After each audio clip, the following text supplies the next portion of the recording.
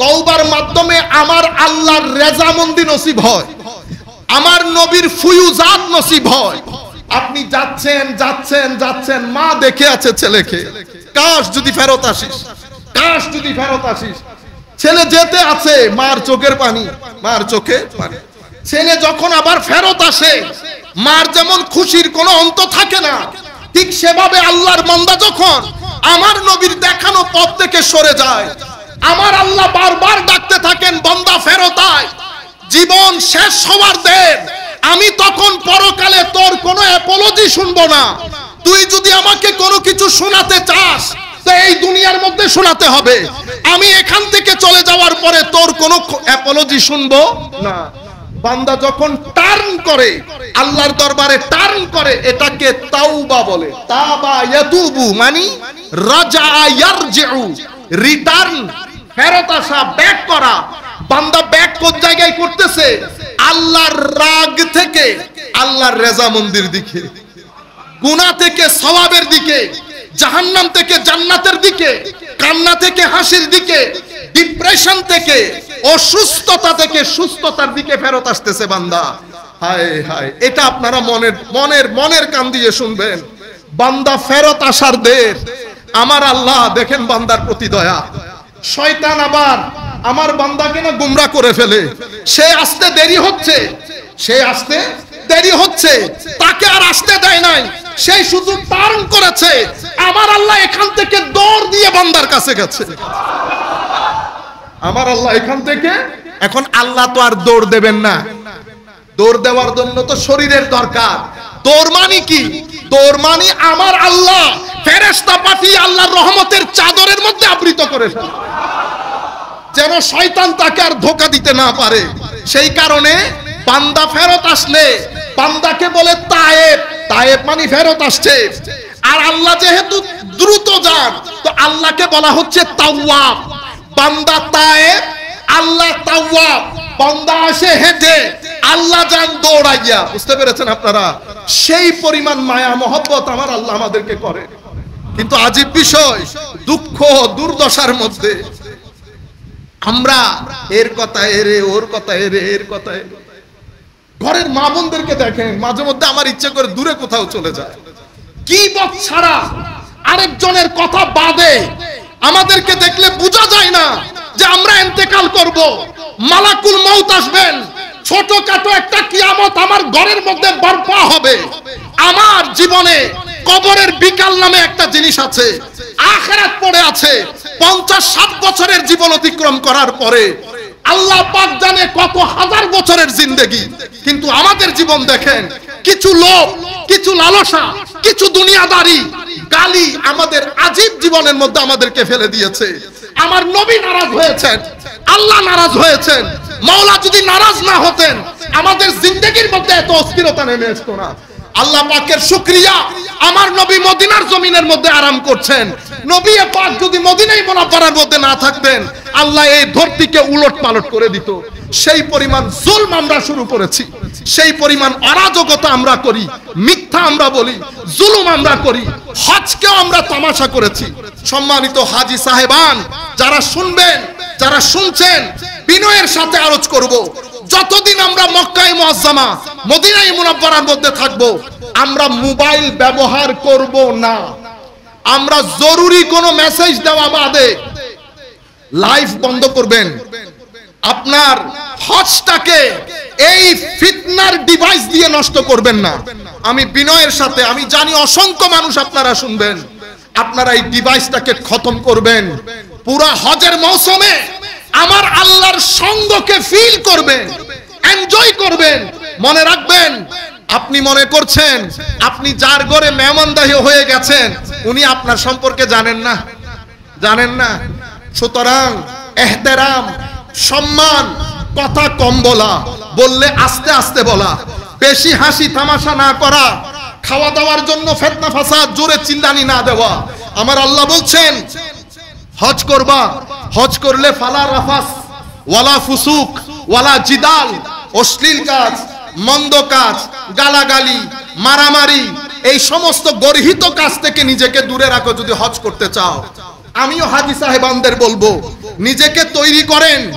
মক্কা শরীফের চতুর্পার্শ্বে যখন ঘুরবেন তার আগে তো ইহরাম পরবো, ঠিক না? সাদা কাপড় যখন জড়াবেন তখন আল্লাহর দরবারে বিনয়ের সাথে তওবা করেন, আল্লাহ কাপড় যেমন খুলে ফেললাম, মাওলা তুমি নারাজ হও এমন প্রত্যেক কাজ থেকে আমাকে দূরে রাখার তৌফিক দান করো মাওলা তুমি। আউযু বিল্লাহি মিনাশ শাইতানির রাজীম। বিসমিল্লাহির রহমানির রহিম। আলহামদুলিল্লাহি রাব্বিল আলামিন ওয়াল আকিবাতু লিল মুত্তাকিন ওয়াসসালাতু ওয়াসসালামু আলা সাইয়্যিদিনা ওয়া মাওলানা মুহাম্মাদিন নবী আল আমিনিল মাকিনিল কারীমিল হানিনির রাউফির রহিম ওয়া আলা আলিহি ওয়া আসহাবিহি আজমাইন। আম্মা বা'দ, فقد قال الله تعالى عز وجل في القرآن الكريم: بسم الله الرحمن الرحيم. إن الله وملائكته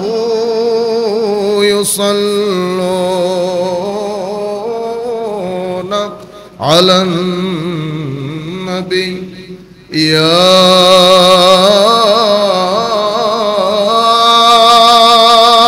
أيها الذين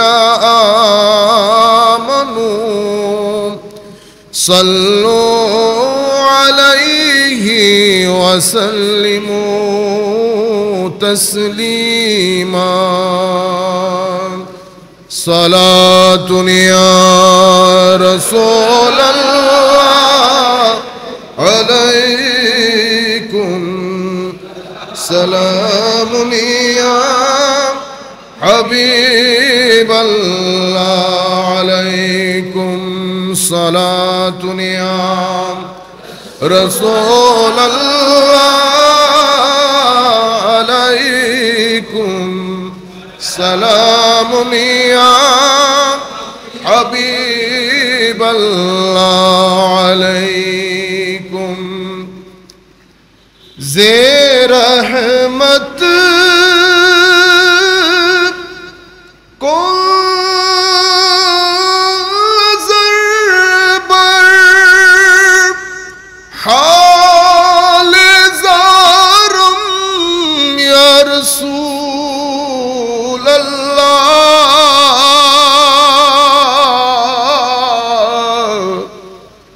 غریبم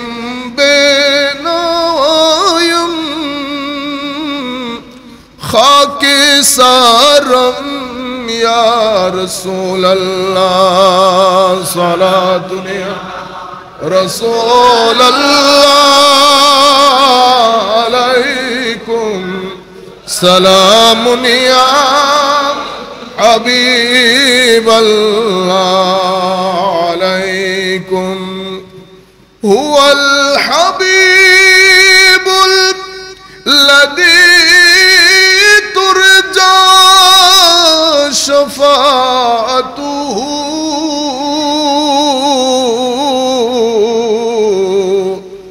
لكل هول من الأهوال مقتحم.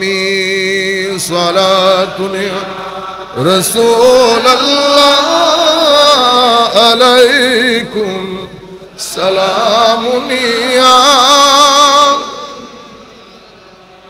علیکم. خیال ما سوا دل سے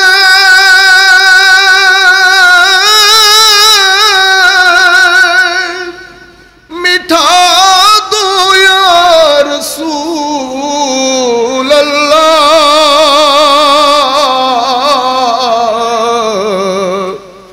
حجاب ظلمت بشری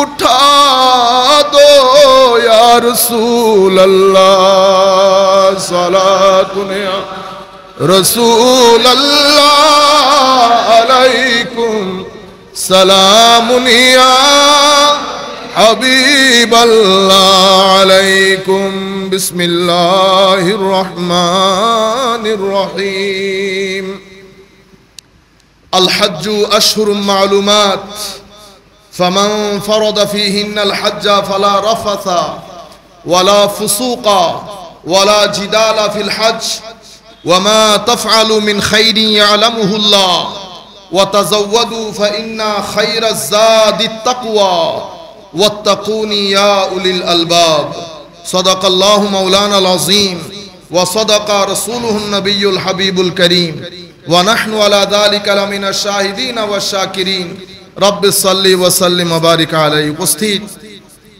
চট্টলার ঐতিহ্যবাহী জামে মসজিদ হাশেম সওদাগর জামে মসজিদের সম্মানিত খতিব আমার বন্ধুবর হযরতুল আল্লামা সৈয়দ মাসুম কামাল আজহারি সাহেব মুদ্দাজিল্লুল আলী, অত্র মসজিদের সম্মানিত ইমাম, সম্মানিত মুয়াজ্জিন মহোদয়, সম্মানিত খাদিমিন, বিশেষ করে অত্র মসজিদের সম্মানিত পরিচালনা পর্ষদের সম্মানিত চেয়ারম্যান সহ সম্মানিত মুসল্লিয়ানে কেরাম, বিশেষ করে বাংলাদেশের দূর দূরান্ত থেকে কুমিল্লা থেকে পর্যন্ত সম্মানিত মুসল্লিয়ান এসেছেন, আমরা সকলের প্রতি সশ্রদ্ধ সালাম জানাচ্ছি। আসসালামু আলাইকুম ওয়া রাহমাতুল্লাহি তাআলা ওয়া বারাকাতুহু।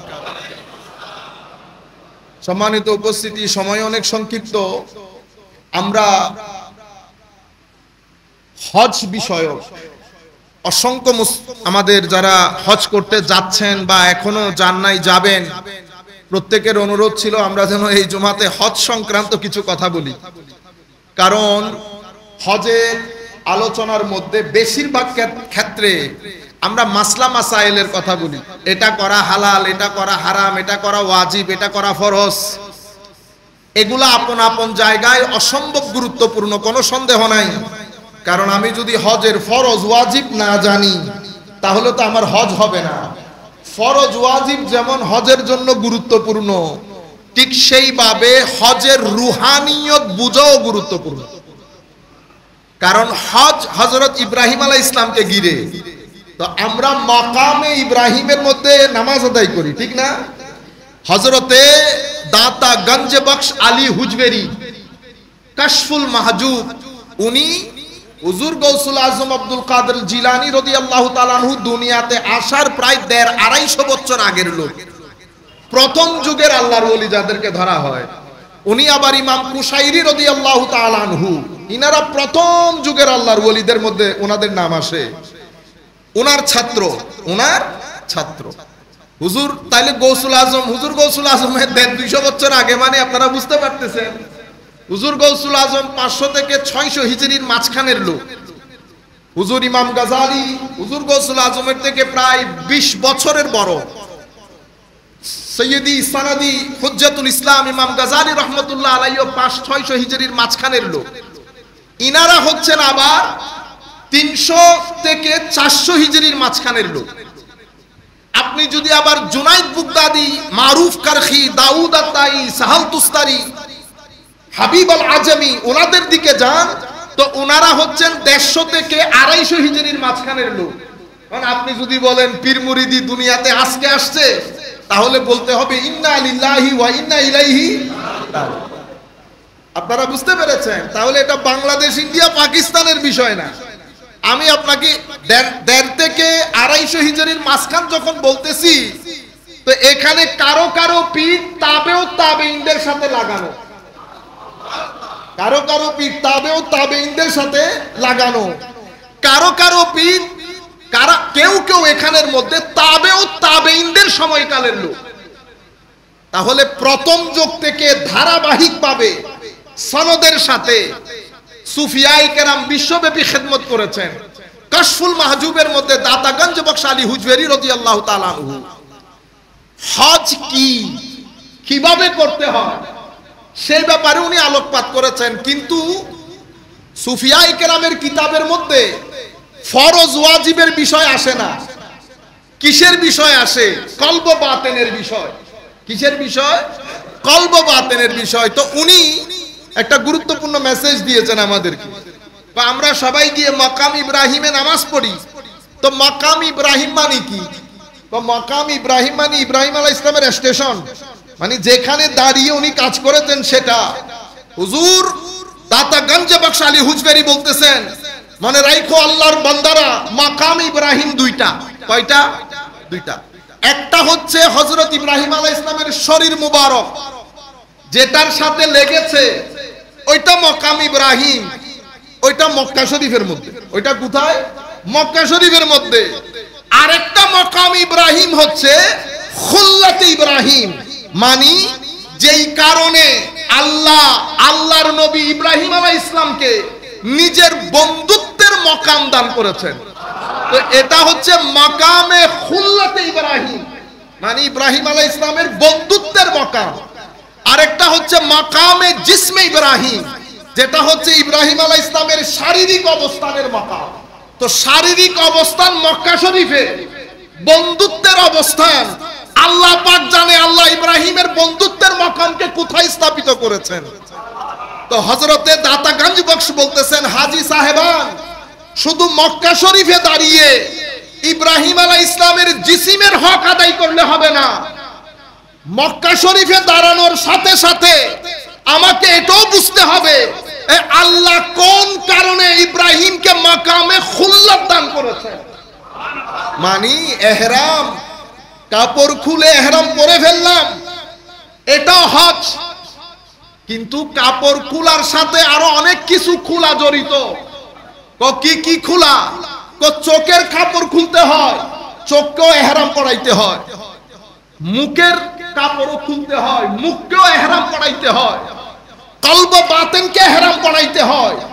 তো ইহরাম শারীরিক সৌন্দর্য, কাপড় চোপড় খুলে সাদা কাপড়ে আল্লাহর দরবারে দাঁড়ানো অর্থ হচ্ছে মাওলা তোমার সামনে তোমার সাথে ওয়াদাবদ্ধ হলাম, পঞ্চ ইন্দ্রিয়ের মাধ্যমে যত গুনাহ আমি করেছি সমস্ত গুনাহকে তরক করে সাদা কাপড়ে ভিতরে বাহিরে, ভিতরে সাদা কাপড় বাহিরের যেটা সেটা ইহরাম, সাদা কাপড় ভিতরের যেটা এটা তাকওয়া। এটা কি?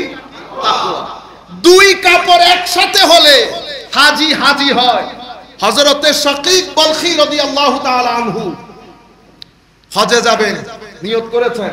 আয় হায়, শাকীক বলখী রাদিয়াল্লাহু তাআলা আনহু, উনিও আজকেরও না, 500-600 বছর আগের না, উনিও 3 থেকে 600 হিজরির মাঝখানের লোক, হযরতে শাকীক বলখী রাদিয়াল্লাহু তাআলা আনহু। আপনি যদি বলেন প্রথম যুগের যারা আল্লাহর ওলি, হযরত হাতেম আল আসম রাদিয়াল্লাহু তাআলা আনহু, শাকীক বলখী, হযরতে শিবলি, ওনারা একেবারে প্রথম যুগের আল্লাহর ওলি। হজ করবেন, নিয়ত করেছেন, সব রেডি, সবাই স্থানীয়ভাবে জানে শাকীক বলখী হজে যাবে। অনেক মানুষ হজে যাবে। ওমা হজের দিন সকালবেলা বলতেছে আমি হজে যাব। হায় খোদা, আমাদের মানুষ তো প্রশংসা করতেও দেরি লাগে না, গালাগালি করতেও সময়ের ব্যাপার, পছন্দ অপছন্দ থাকে। তো সবাই বকাঝকা করতেছে, কই মৌলবি, এ দান্দাবাজ, এই কোথায় ব্যবসা বাণিজ্য পাইছে ইনভেস্ট করে দিছে, এই কথাগুলো আসছে, কোথায় ব্যবসা বাণিজ্য পাইছে ইনভেস্ট করে দিছে, অথবা এই পল্টি মারছে। মানে মানুষের মুখে তো তালা দেওয়ার নাই, সব কথার জবাব দিতে আপনি মানুষ হিসেবে চিন্তা করবেন, এই কথার জবাব দিলে আপনার ব্যক্তিত্ব উঠবে না নামবে? বুঝতে পেরেছেন? সকল কথার জবাব দিতে নাই। হ্যাঁ, যেই কথা এলমি হবে সেই কথার জবাব দিবেন। কারণ ইমাম গাজালি রহমতুল্লাহ আলাইহি বলছেন, যখন মানুষ হিংসাত্মক হয়ে কথা বলবে তখন আপনার আমার দায়িত্ব হচ্ছে অ্যাভয়েড করা, ইগনোর করা। কথাগুলা অনেক গালাগালি হয়েছে, শাকীক বলখী আল্লাহর ওলি, এগুলা তো সবরের পাহাড়। আপনি যদি সবরে মুহাম্মাদি আমার নবী সাল্লাল্লাহু আলাইহি ওয়াসাল্লামের ধৈর্য বুঝতে চান, আপনি আমাকে দেখে বুঝতে পারবেন না, কোন আলেমকে দেখে বুঝতে পারবেন না। আমার নবীর ধৈর্য বুঝতে হলে আল্লাহর ওলিদের দিকে তাকাইতে হয়। ধৈর্য কাকে বলে? খাজা মাইনুদ্দিনকে না দেখলে, হুজুর গৌসুল আজমকে না দেখলে, হযরতে মুজাদ্দেদ আলফে সানিকে না দেখলে, শাহজালাল ইয়েমেনিকে না দেখলে, হুজুর গৌসে মাইজ ভান্ডারীকে না দেখলে, সৈয়দ আহমদ শাসরি কোঠিকে না দেখলে আপনি ধৈর্য বুঝতে পারবেন না। আমাকে দেখে যদি ধৈর্য বুঝতে চান তাহলে তো দিনও যাবে, দুনিয়াও যাবে, আখিরাতও যাবে। বুঝতে পেরেছেন? সম্মানিত উপস্থিতি, হজে যান নাই সবাই চলে গেছেন, আমার মতো সবাই হজে চলে গেছেন। আল্লাহর ওলি হজের পরে সেখানে একজন আল্লাহর ওলি ছিলেন, স্বপ্নের মধ্যে উনি দেখতেছেন ফেরেশতা এসে উনাকে বলতেছে যে এই বছরের যত লোক হজ করেছে আল্লাহ রাব্বুল আলামিন শাকিক বলখির ওসিলায় প্রত্যেকের হজকে আল্লাহ কবুল করেছে। সকালবেলা উঠে আল্লাহ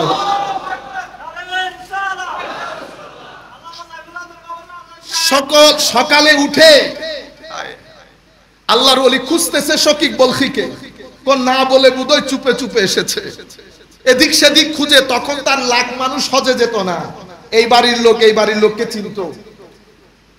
তখন উনি মোটামুটি কনফার্ম হয়ে গেছেন শাকিক বলখি হজে আসেন নাই। এলাকার মধ্যে ফিরে এসে উনি শাকিক বলখির দরজায় গেলেন, হুজুর আমি কিন্তু স্বপ্নে দেখেছি ওলি ওলি চিনে, ওলি আহলে মারিফত যারা, মওলাই করিম যাদেরকে মাকাম দান করেছেন, যারা আল্লাহ রাব্বুল আলামিনের সুহবতের ইশারায় দিন অতিবাহিত করে, ওনারা একজন আরেকজনকে বুঝতে পারে, একজন আরেকজনকে হায় হায় কথা হলে চোকাচুকি হলে এই চুকো ভিজে যায় ওই চোখও ভিজে যায়, কিন্তু কোনো কথা নাই। হুজুর ঘটনা যেটা ঘটার ঘটেছে, আমিও গতকাল আমিও হজের মধ্যে স্বপ্ন দেখেছি। হুজুর আপনার হজের ওসিলাই নাকি আমাদের সকলের হজ কবুল করেছেন আল্লাহ, কিন্তু আমি কনফার্ম আপনি হজে যান নাই শারীরিকভাবে। হুজুর ঘটনা কি আমাকে বলেন, রুহে হজ বুঝার জন্য আপনাদেরকে বলতেছি এই কথা। অতঃপর বলতেছে বেটা আমি হজে যাইতাম, টাকা পয়সা ছিল, আমি হজের আগের দিন দেখলাম এক মহিলা একটা জায়গার মধ্যে, এক মহিলা মৃত জানোয়ারের মাংস কেটে বাসায় নিয়ে যাচ্ছে। আমিও পিছনে পিছনে যেতে লাগলাম, গিয়ে দেখলাম মহিলা, আমি ঘরের দরজা নক করলাম, মহিলা ঘরের দরজা খুললেন, জিজ্ঞেস করলাম মা আপনি মৃত জানোয়ারের মাংস কেটে নিয়ে আসলেন, ঘটনা কি? হুজুর এক সপ্তাহ হয়ে গেছে আমার ঘরে খাদ্য নাই। হুজুর আমি চিন্তা করলাম ছেলেদেরকে তো বাঁচাইতে হবে, সেই কারণে আমার আল্লাহ একটা অপশন দিয়েছেন যে হারাম করেও জিন্দেগি বাঁচানো জায়েজ আছে, সেই জন্য আমার ছেলেদেরকে বাঁচানোর জন্য আমি মৃত জানোয়ারের মাংস নিয়ে এসেছি। বেটা আমি এটা যখন দেখলাম আমি বললাম হজ শাকিক বলখি বেঁচে থাকলে জীবনে অনেকবার করতে পারবে, আল্লাহ আমাকে আসল হজের জায়গা করে দিয়েছেন। আমি হজের টাকা ওই পরিবারকে দিয়ে দিলাম। হজে যান নাই, আল্লাহর বান্দাদের কাজ করেছেন, আল্লাহর বান্দাদের খেদমত করেছেন, আর আল্লাহর ওলিকে আল্লাহ স্বপ্নে দেখাচ্ছেন যে হাজী সাহেবানদেরকে বলে দাও এই বছর সকলের হজ আল্লাহ কবুল করে নিয়েছেন। কিসের কারণে? আমার শাকিকের কারণে। হায় হায়, এটা আপনারা ফিল করেন। আমার আল্লাহ যখন বলেন আমার শাকিক, আমার শাকিক, অনেক বড় কথা না, সব কথা আসলে কানে শুনলে বোঝা যায় না, বুঝতে হয়।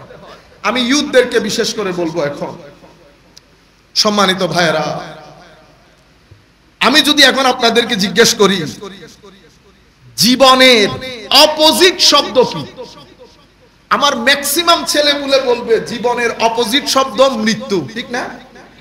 ম্যাক্সিমাম লোক 99.99% বলবে লাইফের অপোজিট শব্দ হচ্ছে ডেথ, ঠিক না? কিন্তু ঘটনা সেরকম না। জীবনের অপোজিট শব্দ মৃত্যু না, জন্মের অপোজিট শব্দ মৃত্যু। জীবনের কোনো অপোজিট শব্দ নাই। যদিও আমরা বলি জীবন মরণ, কিন্তু জীবনের আসলে অপোজিট কোনো শব্দ নাই। কেন? কারণ জীবনের কোনো শেষ নাই। যেই জীবনের শেষ নাই সেটার আর যাই হোক অপোজিট শব্দ থাকবে না। আমার আল্লাহ বানিয়েছেন, এখানে এসেছি, আরেকটা জায়গায় যাব, অতঃপর আরেকটা জায়গায় যাব। জান্নাত হলেও খুলুদ ফিল জান্নাহ, জাহান্নাম হলেও খুলুদ ফিন নার। আল্লাহ আমাদের সবাইকে বাঁচাক জাহান্নামের আগুন থেকে। জীবনের অপোজিট কোনো শব্দ নাই। জন্মের অপোজিট শব্দ মৃত্যু। জন্ম কি জিনিস? জন্ম হচ্ছে জীবনে ঢোকার রাস্তা, জীবনে ঢোকার রাস্তা। মৃত্যু কি জিনিস? মৃত্যু হচ্ছে জীবন থেকে বের হওয়ার গেট। তাইলে জন্ম একটা গেট, মৃত্যু একটা গেট, মাঝখানের একটা জীবন। জন্মের গেট দিয়ে জীবনে ঢুকি, মৃত্যুর গেট দিয়ে জীবন থেকে বের হই। জন্ম আমার শুরু না, মৃত্যু আমার শেষ না। এটা তো এক গেট দিয়ে ঢুকছি, এটা তো মাত্র ডাইনিং রুম, এখনো ড্রয়িং রুম আছে, বেডরুম আছে, কত রুম। বুঝতে পেরেছেন? শুরুও না, শেষও না। আমি ইতোপূর্বেও ছিলাম, কখনো আরওয়ার মধ্যে, কখনো মায়ের পেটে। জন্মের মাধ্যমে পৃথিবীতে, মৃত্যুর মাধ্যমে মাটির পেটে। অতঃপর আসল দিন আসবে, অতঃপর আসল দিন আসবে। এই মাঝখানের জীবনটার জন্য আমার আল্লাহ আমাদেরকে কিছু ইবাদত রিয়াজত দান করেছেন। নামাজ দান করেছেন, রোজা দান করেছেন, হজ দান করেছেন, যাকাতও দান করেছেন। পৃথিবীতে আমরা ছাড়ো নামাজ পড়ার লোকও আছে অন্য ধর্মের মধ্যে, তাদের নিজেদের মতো করে। পৃথিবীর অন্যান্য ধর্মের মানুষের মধ্যে হজ পাওয়া যায়। আপনারা ভুল বুঝবেন না, মানে তাদের মতো করে কিছু একটা কনসেপ্ট আছে। রোজারও একটা কনসেপ্ট আছে, কুরবানির একটা কনসেপ্ট আছে। আমি বলবো না আমার ধর্ম সত্য, আমার ধর্ম, আমি এগুলা কোনো কিছুই বলবো না। আমি বিনয়ের সাথে আরজ করব, যারা যেখান থেকে বসে আমাদেরকে শুনছেন দেখছেন, কোন ধর্মকে ছোট করা খাটো করা এগুলো আমাদের কাজ না। আল্লাহ পাকের অপরিসীম দয়া। সিলেট থেকে গত পরশু আমাদের কাছে মদন মোহন কলেজে অধ্যাপক পদার্থবিজ্ঞানের আমার হিন্দু ভাই মেসেজ করেছেন যে হুজুর আপনার কিছু বক্তব্য আমার অসম্ভব ভালো লাগে। তাহলে বুঝতে পারতেছি যে আমাদের বক্তব্যগুলো সবাই শুনতেছে, সেই কারণে কাউকে আঘাত করা, এটা আমি মুখে বলতেছি সেরকম না, আমি অন্তঃকরণে বলতেছি, আমার আল্লাহ সাক্ষী। কাউকে আঘাত করা আমাদের উদ্দেশ্য না। আমি শুধু আপনাদেরকে বলবো, পৃথিবীর অন্যান্য ধর্মের মধ্যে রোজা পাওয়া যায়, আমাদের এখানেও রোজা আছে। আপনি ইসলামের রোজাটাও গবেষণা করেন, অন্যান্য ধর্মের রোজাও গবেষণা করেন, সিদ্ধান্ত আপনার হাতে। আল্লাহ সবাইকে বিবেক দান করেছে। এসি রুমের এসিও আমরা বুঝতে পারি, গরমের রুমও আমরা বুঝতে পারি, আল্লাহ আমাদেরকে দান করেছেন। হজ আমাদের কনসেপ্টে যেমন হজ, পৃথিবীর অন্যান্য ধর্ম যারা ধর্ম বিশ্বাস করে না তাদের মধ্যে হজের কনসেপ্ট আছে। হজ কি জিনিস আমি রূপকভাবে আপনাদেরকে বলতেছি। রাষ্ট্র যখন বড় হয়ে গেছে, রাষ্ট্র বড় হয়ে যায়, রাষ্ট্রের মধ্যে প্রেসিডেন্ট থাকে, প্রেসিডেন্টের প্রেসিডেন্ট হাউস থাকে, প্রেসিডেন্টের প্রতি আপনার যে আনুগত্য সেটার জন্য ভোটিং থাকে, এমনি মারেন, ঠিক না? এবং প্রেসিডেন্টের সাথে আপনার আনুগত্যের প্রকাশ লাগে। আমার আল্লাহর মুলক, আমার আল্লাহ বলছেন আল্লাহু মুলকুস সামাওয়াতি ওয়াল আরদ, বিশ্ব ব্রহ্মাণ্ড এটা আল্লাহর রাজত্বে, আল্লাহর রাজত্বে। তো আল্লাহর রাজত্বের মধ্যেও আল্লাহর একটা হেডকোয়ার্টার আছে, আল্লাহর একটা হেডকোয়ার্টার আছে। হেডকোয়ার্টার কোথায়? উম্মুল কুরাতে। উম্মুল কুরা মানে পুরা বিশ্ব ব্রহ্মাণ্ডের পৃথিবীর মারকাজকে বলে উম্মুল কুরা। মাকে মা কেন বলে? মাকে মা বলে কারণ মা আমার কেন্দ্র, মা আমার শিকড়, মা আমার ঠিকানা। সেই কারণে আরবির মধ্যে মাকে উম্মুন বলে। কি বলে? উম্মুন। তো এখানে বলা হচ্ছে উম্মুল কুরা। উম্মুল কুরা মানি আমরা অনুবাদ করার সময় করি আদি জনপদ। আসলে হচ্ছে পুরা পৃথিবীর যেই জনপদ, যেই শুকনো জায়গা সেটা জন্মগ্রহণ করেছে, সেই শুকনো জায়গার মধ্যে প্রথম যেই জায়গাটা পানি থেকে শুকিয়ে জমিনের রূপ ধারণ করেছে সেটা উম্মুল কুরা, মক্কায়ে মুআজ্জামা। সেই কারণে পুরা পৃথিবীর মা ধরা হয় কাকে? ওই মক্কায়ে Muazzama, centre of the world, পৃথিবীর সেন্টার। তো আমার আল্লাহ সেখানে একটা ঘর বানিয়েছে। ঘর বানানো মানে আমার আল্লাহ ওই ঘরে থাকেন সেটা না, এটা হচ্ছে রূপকভাবে পৃথিবীতে একটা সেন্টার বানিয়েছে। আপনাকে বলছে এখন যিনি আমাদের এখানকার যিনি প্রেসিডেন্ট, উদাহরণ দিচ্ছি বোঝানোর জন্য, এটার সাথে এটার কোনো মিল নাই। প্রেসিডেন্টের যেমন সেনাবাহিনী থাকে, আমার আল্লাহ বলছেন এই জগতের রাজত্ব যেহেতু আল্লাহর হাতে, আল্লাহরও কিন্তু সেনাবাহিনী আছে, আল্লাহরও সেনাবাহিনী। ওয়ালিল্লাহি জুনুদুস সামাওয়াতি ওয়াল আরদ, আসমান জমিনের সৈন্যবাহিনী সব আল্লাহর হাতে, সব আল্লাহর কর্তৃত্বে। এখন প্রেসিডেন্ট যিনি থাকেন ওনার নিজস্ব একটা আমরা বলি বাইতুল মাল। বাইতুল মাল মানে বাংলাদেশ ব্যাংক, যেখানে বাংলাদেশের সম্পদ, সরকারি সম্পদ কি থাকে? গচ্ছিত থাকে। আমার আল্লাহ যেহেতু পৃথিবীর রাজত্বের মধ্যে, বিশ্ব ব্রহ্মাণ্ডের রাজত্বের মধ্যে, আল্লাহ আপনার কোনো খজিনা মজিনা আসেনি? তো আছে। ওয়ালিল্লাহি খাজাইনুস সামাওয়াতি ওয়াল আরদ। তো তুমি জমিনের খজিনার কথা বলতেছো, আসমান জমিনের খজিনা সব আমার আল্লাহর কর্তৃত্বে। জুনুদুস সামাওয়াতি ওয়ালিল্লাহি খাজাইনুস সামাওয়াতি লাহু মুলকুস সামাওয়াতি ওয়াল আরদ। এভাবে আমার আল্লাহর রাজত্বের হেডকোয়ার্টার বানানো হয়েছে উম্মুল কুরা। আমরা ভোটের মাধ্যমে আনুগত্যের প্রকাশ করি। আমার আল্লাহ বলতেছেন তুমি যদি মনে করো আনুগত্যের কথা, তো তোমার টাকা পয়সা থাকলে এখানে সেন্টারে আসবা। সেন্টারে এসে কি করতে হবে? এখন আমরা তো আগে বায়াত গ্রহণ করতাম হাতে হাতে, আল্লাহর ওলিরও বায়াত গ্রহণ করি হাতে হাতে। এখন মওলা এখানে আনুগত্য প্রকাশ কেমনে করব? এখানে আমার তার হাত নাই, আমার আল্লাহর শারীরিক কোনো অবয়ব নাই। কেউ যদি মনে করে আল্লাহর শারীরিক অবয়ব আছে, তো দিন থেকে খারিজ হয়ে যাবে, দিন থেকে খারিজ হয়ে যাবে। এটা আপনারা মাথায় রাখবেন, জিনিসগুলো অনেক সেনসিটিভ। আউলিয়ায়ে মিল্লাত, উলামায়ে উম্মত আমাদেরকে যে আকীদা দিয়ে গেছেন সেটার বাইরে আমরা যাব না। সম্মানিত উপস্থিতি, এখন মাওলা তাইলে হাত কোথায় রাখবো? তো আমার ঘরের সাথে জান্নাত থেকে স্পেশাল একটা পাথর বানিয়েছি যার নাম হাজরে আসওয়াদ। আমার নবী হাদিসের মধ্যে ইরশাদ করছেন হাজরে আসওয়াদ ইয়ামিনুল্লাহ, হাজরে আসওয়াদ আল্লাহর ডান হস্তের মতো।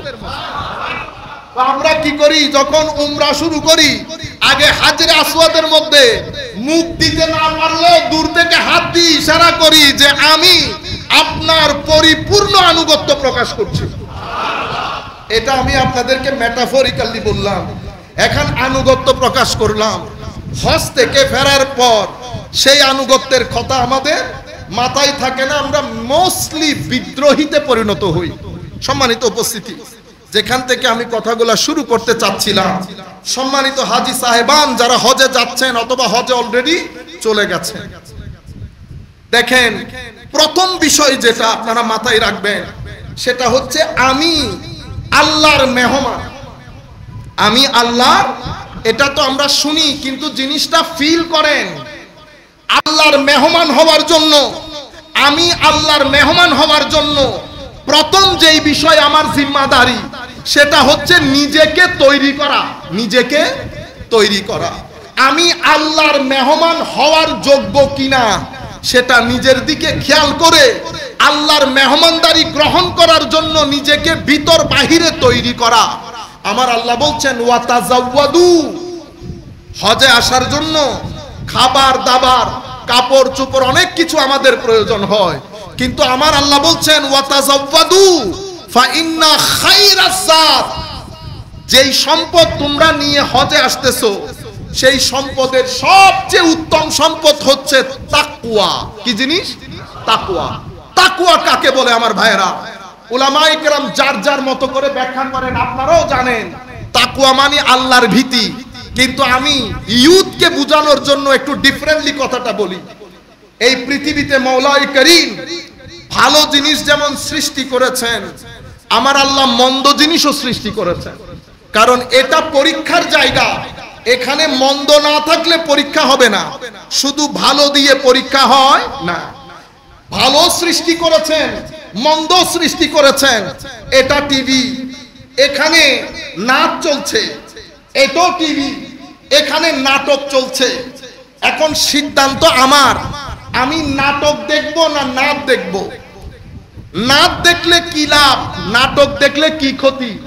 কিছু লাভ প্রথমে বোঝা যায় না, আস্তে আস্তে বোঝা যায়। কিছু ক্ষতি একদিনে, এক সপ্তাহে, এক বছরে বোঝা যায় না, এটা অনেক সময় 10-15 বছর লাগে।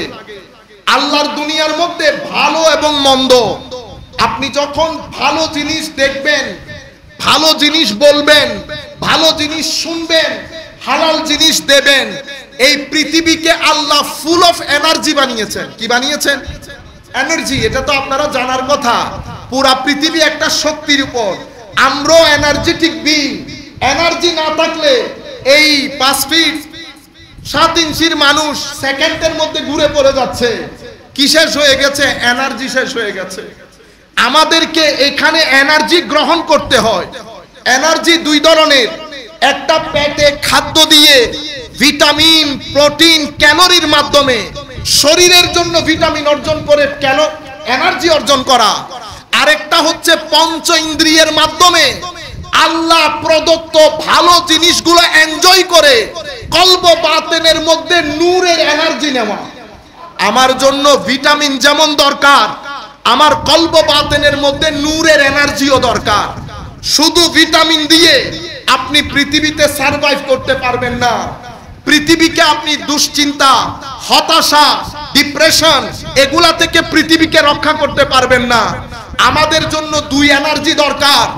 আমি চাই বাংলাদেশের প্রতিটা ইউথের হৃদয়ের মধ্যে আমার এই আওয়াজগুলা, হয়তো আমি থাকবো না আর কিছুদিন, মাওলাই করিম যখন চাইবেন জমিন থেকে আমরাও উঠে যাব, কিন্তু আমি চাই কথাগুলো আপনাদের হৃদয়ের মণিকোঠায় আমি যেন দিয়ে যেতে পারি। আমাদেরকে বোঝানো হয়েছে যে আমরা শুধু ভালো কাজ করব, নামাজ পড়ব, তিলাওয়াতে কোরআন করব শুধু কবরের জন্য। মনে রাখবেন, কবর তো আল্লাহ রাসূলের হাতে। আল্লাহ চাইলে পার, আল্লাহ যদি না চান আটকে যাব। মনে রাখবেন, কবর অনেক দূরে। আমরা আগে জীবন নিয়ে কথা বলি। এই জীবনে আমার ভাইয়েরা, ইউথকে বিশেষ করে বলছি, আল্লাহর ওয়াস্তে ফেরত আসেন। কারণ আপনি চোখ দিয়ে পুরা দিন নেগেটিভ এনার্জি, আপনি যখন নেগেটিভ জিনিস দেখবেন, পজিটিভ এবং নেগেটিভ, নেগেটিভ জিনিস দেখবেন, নেগেটিভ জিনিস বলবেন, নেগেটিভ জিনিস শুনবেন, নেগেটিভ জিনিস দিবেন, নেগেটিভ সঙ্গের মধ্যে থাকবেন। ডেইলি যদি আপনি 50 লেভেলে নেগেটিভ এনার্জি ধারণ করে আপনার ভিতরের জগৎকে ভর্তি করতে থাকেন, এটা যদি 300 লেভেল পর্যন্ত যায়, আমি যদি আপনার ব্যাংকে 10 কোটি টাকা রাখি, আপনি শান্তির সাথে জীবন যাপন করতে পারবেন না। আপনি মানুষের সাথে সম্পর্ক রাখতে পারবেন না, ডিপ্রেসড হয়ে যাবেন, হতাশ হয়ে যাবেন, মানুষ ভালো লাগবে না, মা বাবা ভালো লাগবে না, ঘরে আত্মীয় স্বজন আসলে ভালো লাগবে না, কথায় কথায় পরিবারের সাথে, ভাইদের সাথে, ভাইয়ের আওলাদদের সাথে, মার সাথে, স্ত্রীর সাথে আপনার ঝগড়া লেগেই থাকবে। আপনি সবকিছু থাকা সত্ত্বেও আপনার মুখ কালো থাকবে, আপনি হাসতে ভুলে যাবেন। কেন? কারণ আপনার ভিতরে নেগেটিভ এনার্জি ফুলফিল।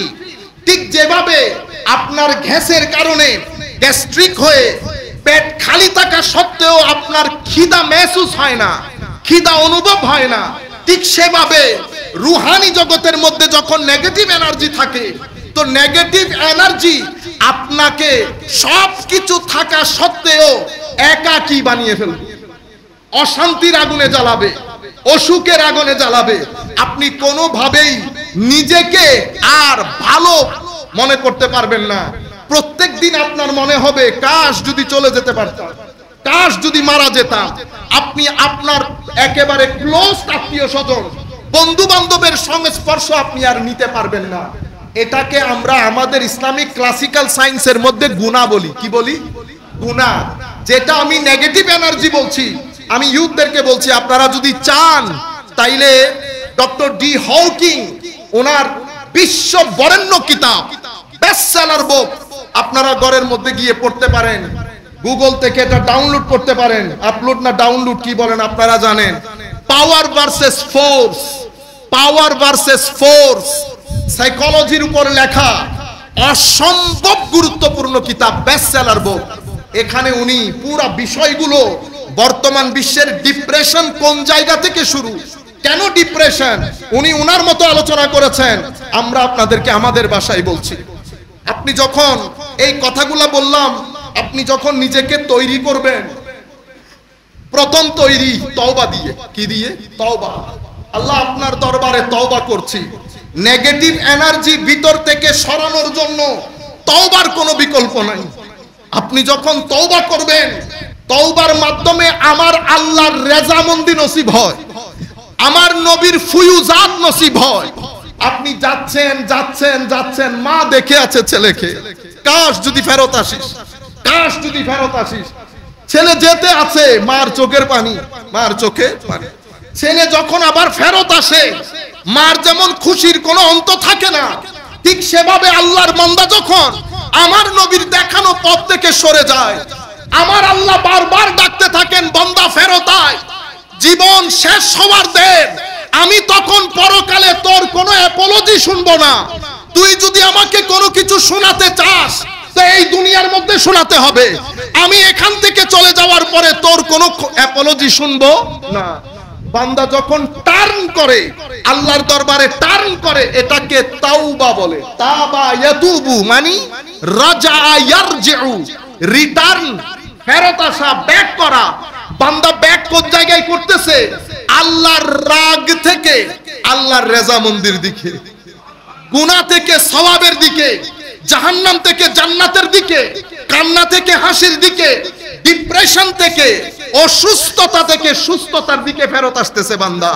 হায় হায়, এটা আপনারা মনের মনের মনের কান দিয়ে শুনবেন।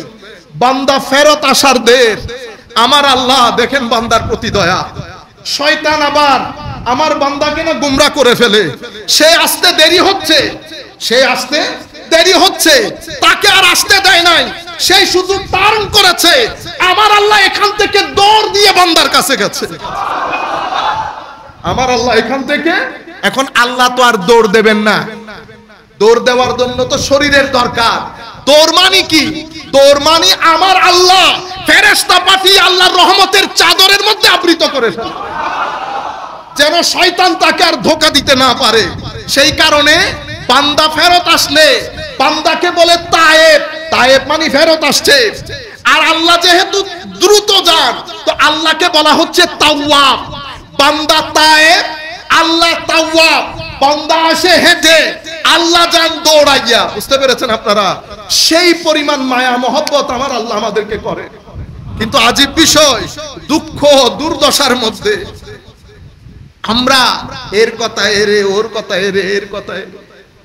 ঘরের মা বোনদেরকে দেখেন, মাঝে মধ্যে আমার ইচ্ছে করে দূরে কোথাও চলে যায়, কি বক ছাড়া আরেকজনের কথা বাদে আমাদেরকে দেখলে বোঝা যায় না যে আমরা ইন্তেকাল করব, মালাকুল মউত আসবেন, ছোটখাটো একটা কিয়ামত আমার ঘরের মধ্যে বর্পা হবে। আমার জীবনে কবরের বিকাল নামে একটা জিনিস আছে, আখিরাত পড়ে আছে। 50-60 বছরের জীবন অতিক্রম করার পরে আল্লাহ পাক জানে কত হাজার বছরের জিন্দেগি, কিন্তু আমাদের জীবন দেখেন, কিছু লোভ, কিছু লালসা, কিছু দুনিয়াদারি, গালি আমাদের আজীব জীবনের মধ্যে আমাদেরকে ফেলে দিয়েছে। আমার নবী নারাজ হয়েছেন, আল্লাহ নারাজ হয়েছেন। মাওলা যদি নারাজ না হতেন, আমাদের জিন্দেগির মধ্যে এত অস্থিরতা নেমে আসতো না। আল্লাহ পাকের শুকরিয়া, আমার নবী মদিনার জমিনের মধ্যে আরাম করছেন। নবী পাক যদি মদিনায় মুনাওয়ারার মধ্যে না থাকতেন, আল্লাহ এই ধরতিকে উলট পালট করে দিত। সেই পরিমাণ জুলম আমরা শুরু করেছি, সেই পরিমাণ অরাজকতা আমরা করি, মিথ্যা আমরা বলি, জুলুম আমরা করি, হজকেও আমরা তামাশা করেছি। সম্মানিত হাজী সাহেবান, যারা শুনবেন, যারা শুনছেন, বিনয়ের সাথে আরজ করব, যতদিন আমরা মক্কায়ে মুআজ্জামা মদিনায়ে মুনাওয়ারার মধ্যে থাকব, আমরা মোবাইল ব্যবহার করব না। আমরা জরুরি কোনো মেসেজ দেওয়া বাদে লাইভ বন্ধ করবেন। আপনার হজটাকে এই ফিতনার ডিভাইস দিয়ে নষ্ট করবেন না। আমি বিনয়ের সাথে, আমি জানি অসংখ্য মানুষ আপনারা শুনবেন, আপনারা এই ডিভাইসটাকে খতম করবেন। পুরা হজের মৌসুমে আমার আল্লাহর সঙ্গকে ফিল করবেন, এনজয় করবেন। মনে রাখবেন, আপনি মনে করছেন আপনি যার ঘরে মেহমানদাহি হয়ে গেছেন উনি আপনার সম্পর্কে জানেন না, জানেন না। সুতরাং এহতেরাম, সম্মান, কথা কম বলা, বললে আস্তে আস্তে বলা, বেশি হাসি তামাশা না করা, খাওয়া দাওয়ার জন্য ফিতনা ফাসাদ, জোরে চিল্লানি না দেওয়া। আমার আল্লাহ বলছেন হজ করবা, হজ করলে ফালা রাফাস ওয়ালা ফুসুক ওয়ালা জিদাল, অশ্লীল কাজ, মন্দ কাজ, গালাগালি, মারামারি, এই সমস্ত গর্হিত কাজ থেকে নিজেকে দূরে রাখো যদি হজ করতে চাও। আমিও হাজী সাহেবানদের বলবো নিজেকে তৈরি করেন। মক্কা শরীফের চতুর্পার্শ্বে যখন ঘুরবেন তার আগে তো ইহরাম পরবো, ঠিক না? সাদা কাপড় যখন জড়াবেন তখন আল্লাহর দরবারে বিনয়ের সাথে তওবা করেন, আল্লাহ কাপড় যেমন খুলে ফেললাম, মাওলা তুমি নারাজ হও এমন প্রত্যেক কাজ থেকে আমাকে দূরে রাখার তৌফিক দান করো মাওলা তুমি। এলেন বিদারা কেউ পরোয়া নগরী আর সাসা তো সাসা এলে আরো বহুত দোয়া করছুন আল্লাহ যেন ব্যানিয়াজ বানায় এবং আরা প্রত্যেক করে যেন আল্লাহ মহব্বতের বন্ধন মিদে আবদ্ধ করে। অনরা একজন আরেকজনের টেলাটেলি নগরিবেন। মসজিদ ইয়েন শান্তির জায়গা, যেন শান্তির জায়গা তাহে অনতে ভালো লাগিলে আইবেন, আর তো যদি ভালো না লাগাইন ওয়াইসুম কিল্লা হইর কারণ নি। এটা যারা ইয়াংস্টার্স ইউথ আছে, আমরা যদি মসজিদের মধ্যে ঠেলাঠেলি উচ্চ আওয়াজে কথা বলি তো তারা ফ্রাস্ট্রেটেড হয়ে যাবে। শেষ আরামের জায়গা মসজিদের মধ্যে আসতে পারবে।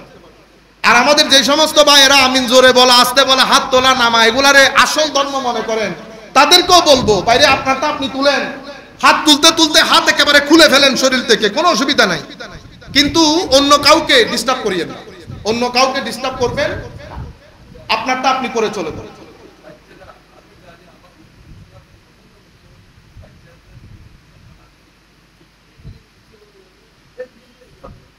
बहुत शुक्रिया।